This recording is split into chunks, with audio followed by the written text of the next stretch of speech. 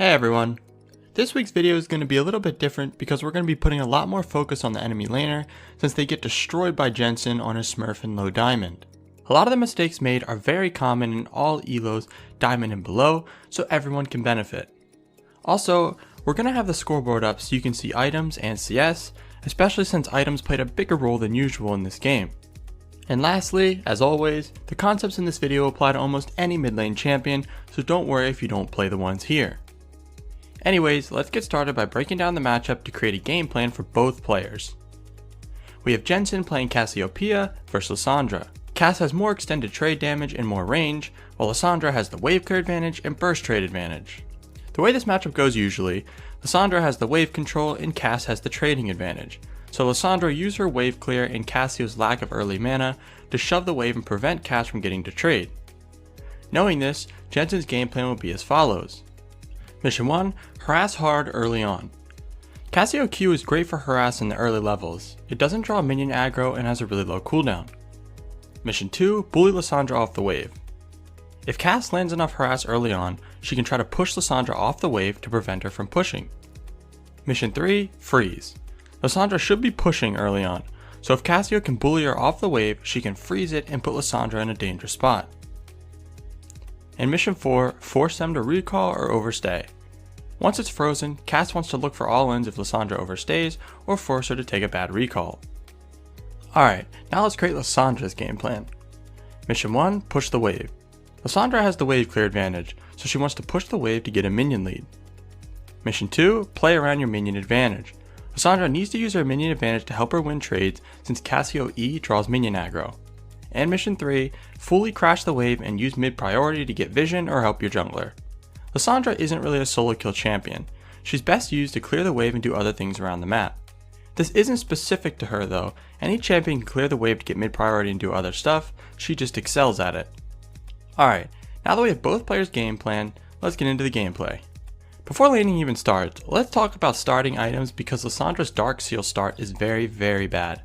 You should never start Dark Seal on any mid lane champion. It's an item you get on your first or second recall because Doran's Ring or Corrupting Potion are the main two starting items. The main reason being that Dark Seal makes you really easy to kill. Doran's Ring is really good because it makes you do more damage to minions, making CSing easier and gives you a longer window to get it without being pressured. And it gives health, which is crucial for early laning, especially against a strong laner like Cassio or Syndra. Corrupting Potion can be taken if you want a lot of sustain and will be taking or dishing a lot of poke. It's very common to take Corrupting Potion versus melee matchups like Caston, Fizz, or Echo because it gives extra damage on auto attacks and gives you a lot of mana to keep spamming. In this game, Lissandra should have started Doran's Ring. Anyways, that might have been a bit boring, but I see way too many lower elo players start with Dark Seal. But let's actually start the laning phase now.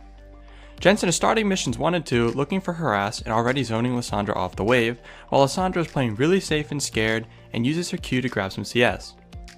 Do you see anything wrong with Lissandra's gameplay in these first 15 seconds?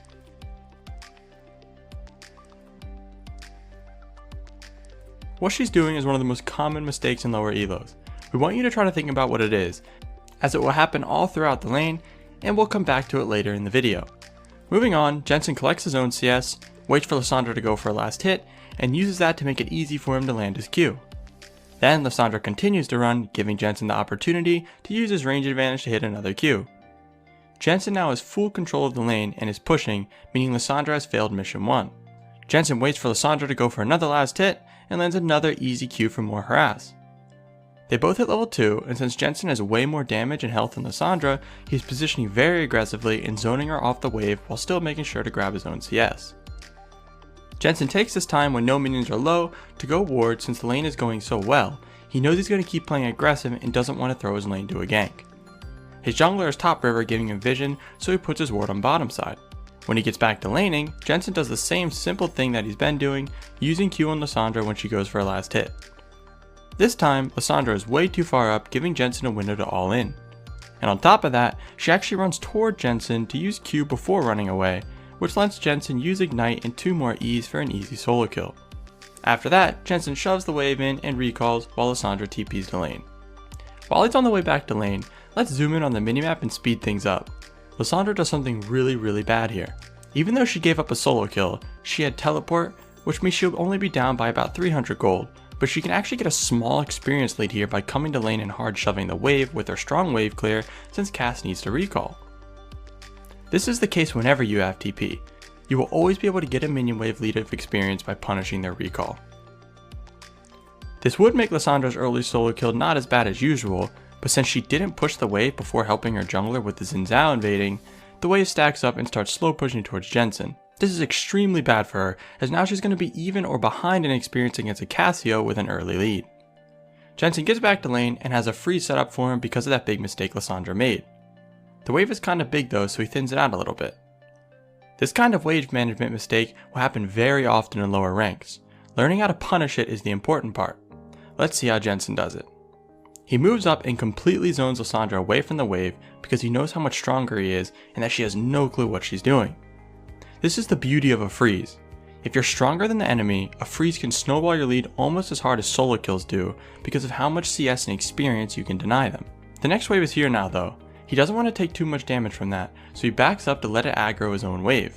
Now that the waves are attacking each other, he goes back to pressuring and makes sure Lissandra eats a Q for the CS that she got. Jensen then elects to break his freeze and start pushing, although we're not entirely sure why.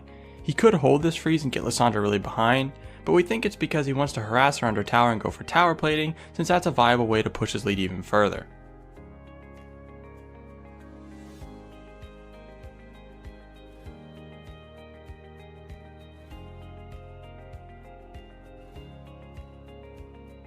He stacks up a big wave and crashes it on the tower.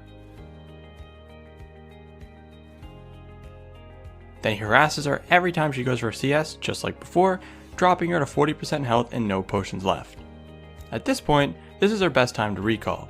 The next wave is a cannon wave, so it'll take a lot longer to dive to the tower, and if she stays any longer, Jensen can easily dive her. Jensen assumes she is recalling and starts hard pushing the wave. Then Lissandra shows back up in lane. This is obviously trolling really hard, but remember this is Diamond and 99% of players would be losing lane this hard and I have no idea how to handle it. But, as expected, Jensen flashes in with his ult, easily kills Lissandra, but dies to Zac jumping over Raptor's wall. He now has 2 kills with 49 CS to Lissandra's 20 CS. It's safe to say this lane is over.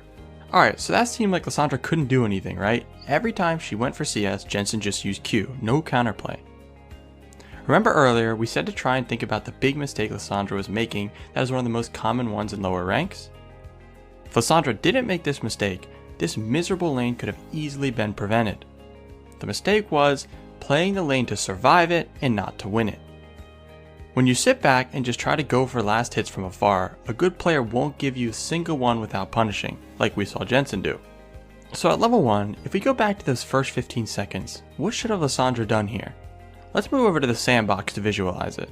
All she had to do was simply keep a minion between her and Cassio, so whenever Cassio walks up to use a spell, Lissandra can use Q to trade and push at the same time, which would have completed mission 1, got her the minion lead, denied Cass level 2 spike, and prevented the early solo kill altogether. But since she played way too scared, she gave complete control of the lane over to Jensen, and he abused it as any challenger player would, and completely destroyed this lane.